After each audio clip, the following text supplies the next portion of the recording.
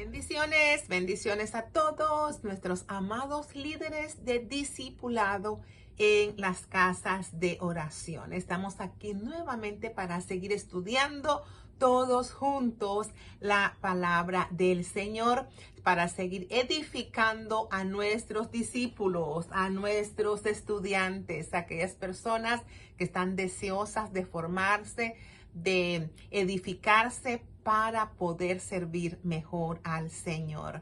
El tema de hoy es el juicio eterno. Nuestra lección ya número 17. Damos gracias a Dios porque hasta aquí nos ha ayudado el Señor. Las escrituras claves para esta lección se encuentran en Hebreos 6, 1 al 2, Romanos 2, 5 al 11, Mateo 25, 31 al 46, Segunda de Pedro 3, 3 al 15, Hebreos 10, 24 al 39 y Mateo 24, 1 al 51. Bueno, casi es todo el capítulo. Venimos ahora al último fundamento o uno de los últimos fundamentos de nuestra fe, el cual es esencial para nuestra madurez. Como discípulos de Jesús sabemos que en el cielo hay un río puro de agua de vida, limpio como el cristal que procede del trono de Dios.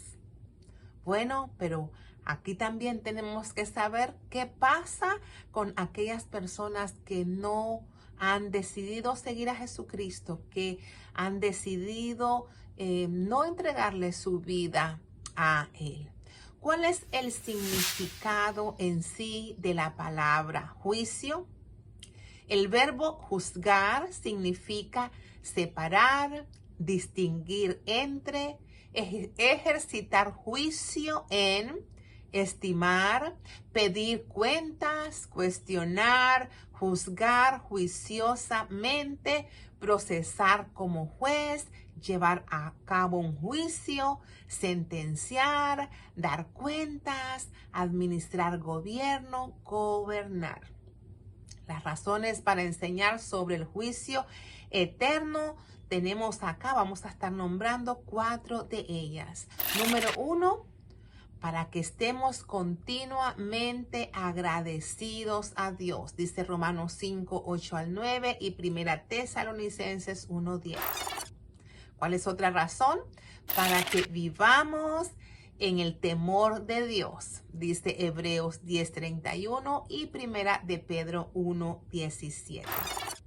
Bien, número 3, para despertar intercesión por los perdidos, debido al horror de morir sin Cristo. Y número 4, para que presentemos el Evangelio como es. Dice Romanos 1, 16 al 20. El Evangelio revela tanto la justicia como la ira de Dios. ¿Cómo se revela entonces la ira de Dios? Bueno, lo vamos a estar viendo de diferentes maneras. En la conciencia del hombre, a menos que llegue a ser cauterizada y ya no sienta nada. También en la historia, por ejemplo, las historias de Adán y Eva echados fuera del Edén, el diluvio, la Torre de Babel, las ciudades de Sodoma y Gomorra son una muestra de que sí existe juicio de parte de Dios. También en la universalidad de la muerte, incluso aunque el diablo dijo no moriréis. Esto lo encontramos en Génesis capítulo 3, verso 4. En las consecuencias del pecado, todo lo que el hombre sembrare, eso también segará, dice la palabra del Señor en Gálatas 6, 7.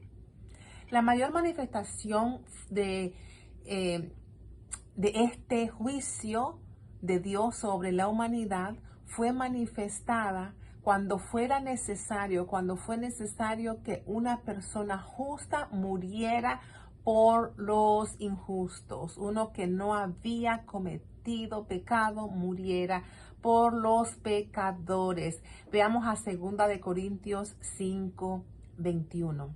¿A qué se le llama juicio eterno? Bueno, se le llama juicio eterno al grande y terrible día de Jehová, dice Malaquías 4:5. Al día de la ira de Dios, cuando su juicio justo será revelado, dice Romanos 2:5. Al día de juicio y destrucción de hombres impíos, dice 2 de Pedro 3:7. Al gran día de la ira de Dios, del que se sienta en el trono y del Cordero, dice Apocalipsis 6:16 al 17. ¿Qué es el juicio eterno? Bueno, el juicio eterno se trata de ser echado en el lago de fuego, ese fuego que arde eternamente, dice Mateo 18:8 al 9. El estar en la compañía del diablo y sus ángeles eternamente y para siempre. Imagínense, Mateo 25:41. También se le llama el castigo eterno, dice Mateo 25:46. La oscuridad donde habrá llanto y crujir de dientes, dice Mateo 25:30. Donde habrá vergüenza y confusión perpetua, dice Daniel 12:2. La segunda muerte, dice Apocalipsis 20:14 al 15. La eterna separación de Dios, dice Mateo 25:41. ¿Por qué debe haber juicio? Por el pecado contra la ley de Dios, dice Romanos 2:12. Por la impiedad, dice 2 de Pedro 3:7. Por la maldad, 2 de Pedro 2:9. Por la desobediencia, dice Judas capítulo 6. Por la incredulidad, dice Juan capítulo 3, verso 18. Por la transgresión, dice Romanos 5:18. Y por hechos malos, dice Juan capítulo 3, verso 19. ¿Quién es un juez? Bueno, Dios es juez, dice Hechos 17:31, Romanos 3:6, Hebreos 12:23 y Primera de Pedro 4:5. ¿Quién es juez? También el Hijo, dice Juan 5:22 al 27, Hechos 10:42. Y también los santos, dice Primera de Corintios capítulo 6, versos 2 al 3. ¿Cuáles son los principios que gobiernan el juicio divino? Bueno, tenemos muchos principios acá que podemos mencionar, como la medida de luz o verdad revelada. Vamos a decir un versículo nada más porque hay muchos versículos. Mateo 10:14 al 15. Todo conocimiento divino, dice Juan 8:15 al 16. Las palabras de Dios, dice Juan 12:48 al 50. La responsabilidad personal, dice Romanos 14:10 al 12. Estamos mencionando cuáles son los principios que gobiernan el juicio divino. La conducta personal, dice 2 de Corintios 5:10. La imparcialidad divina, dice 1 de Pedro 1:17. El trato a los hijos de Cristo, dice Mateo 25:31 al 46. La ley, dice Romanos 2:12. Rectitud y justicia, dice Salmos 9:8. Motivos y pensamientos, dice 1 de Corintios 4:5. Y el Evangelio, dice 2 Tesalonicenses capítulo 1, verso 8. ¿Cuándo ocurre el juicio? Bueno, ya ha ocurrido. El mismo diablo, Satanás, ya fue lanzado desde las alturas, desde el mismo cielo. Tenemos acá también versículos, Juan 16:11 y Colosenses 2:15. El juicio también ya ha ocurrido en el mundo, dice Juan 12:31, y en el hombre, dice Juan 3:18. Ya está ocurriendo además. ¿A quién? A los pecadores, dice Romanos 1:18 al 32, incluyendo a algunos cristianos, dice 1 de Corintios 11:31 al 32. El juicio ocurrirá después de la muerte, dice Hebreos 9:27. El día final, dice Juan 12:48. El gran día, dice Mateo 10:15 y Mateo 11:22 al 24, entre otros. Y también en la venida de Cristo, dice Mateo 25, 31. Así es que tenemos que estar conscientes que el juicio ocurre, ya ha ocurrido, está ocurriendo y también ocurrirá. Ocurrirá el juicio en el trono de su gloria para las naciones, dice Mateo 25, 31 al 46. También ocurrirá en el tribunal de Cristo para los santos, dice Romanos 14, 10. Ocurrirá en el gran trono blanco para los pecadores, dice Apocalipsis 20, 11 al 15. ¿Y qué sucederá? ¿Qué pasará entonces? Los pecadores serán juzgados por el pecado y sepultados en el olvido interminable, lamentablemente. Bueno, tenemos acá versículos como 2 Tesalonicenses 1, 8 al 9, Apocalipsis 11, 18, Mateo 25, 46, entre otros. Los justos en Dios vivirán para siempre con Cristo Jesús y recibirán recompensas por lo que ha sucedido, por lo que Dios también ha hecho en nosotros, o Cristo ha hecho por nosotros. Nosotros como discípulos de Jesús necesitamos rescatar a los perdidos y preocuparnos por aquellos que se están muriendo sin Cristo. Por estas razones que predicamos la palabra de Dios, por estas razones que tratamos de llegar a todo aquel que no conoce a Jesucristo como su único Salvador personal, porque este tiempo del juicio también es real. Bien, hemos llegado ya a nuestro tiempo de preguntas y puntos de discusión. Este tema es bastante profundo y tenemos que seguramente contestar muchas preguntas a nuestros participantes en esta lección. Bien, si Dios es un Dios de amor, ¿por qué permite que los que no aceptan a Jesús como su Señor y Salvador sean castigados por la eternidad? Tal vez esta sería una pregunta que ustedes tendrían. Bueno, miremos a Hebreos 10, 26 al 29. Podría ser otra pregunta.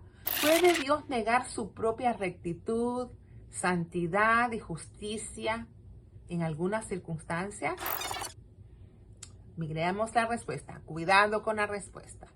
Otra pregunta. ¿Deberíamos vivir en el temor de Dios siempre? Primera de Pedro 1, 17. ¿La ira de Dios fue invocada cuando el hombre escogió pecar?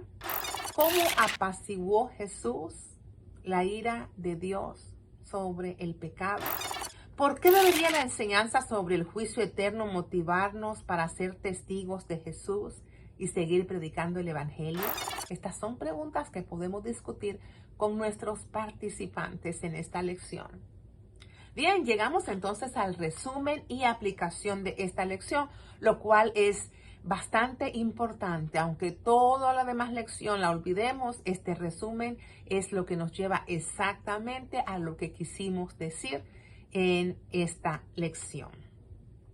Está establecido para los hombres que mueran una sola vez y después el juicio. Este texto lo encontramos en Hebreos 9, 27. Dios es santo, justo y no puede mentir. En Él no hay sombra de variación de naturaleza o de carácter. Miremos a Santiago 1:17 y Números 23:19. Los justos en Dios han de ir a un lugar donde la muerte y la maldición faltan y donde viviendo con Jesús estaremos salvos, felices para siempre. Los que no aceptan el camino de Dios para ellos en Jesús irán al castigo eterno. Esto es real. El juicio eterno es una verdad fundamental que debería motivarnos como discípulos a seguir alcanzando a otros para Jesucristo en este tiempo que tengamos. Bien, hemos concluido ya con esta lección la segunda parte de los fundamentos de nuestra fe cristiana. Espero que estemos disfrutando, espero que haya mucha motivación en las personas que estamos discipulando y bueno, estamos aquí siempre para ayudarles, para contestar sus preguntas. Cualquier persona, cualquier líder o cualquier participante que quiera comunicarse con nosotros puede hacerlo en el número de nuestra iglesia. Dios les guarde, Dios les bendiga y que la gracia, la misericordia, el amor del Señor sea siempre en su vida, en su casa y en su ministerio. Muchas bendiciones.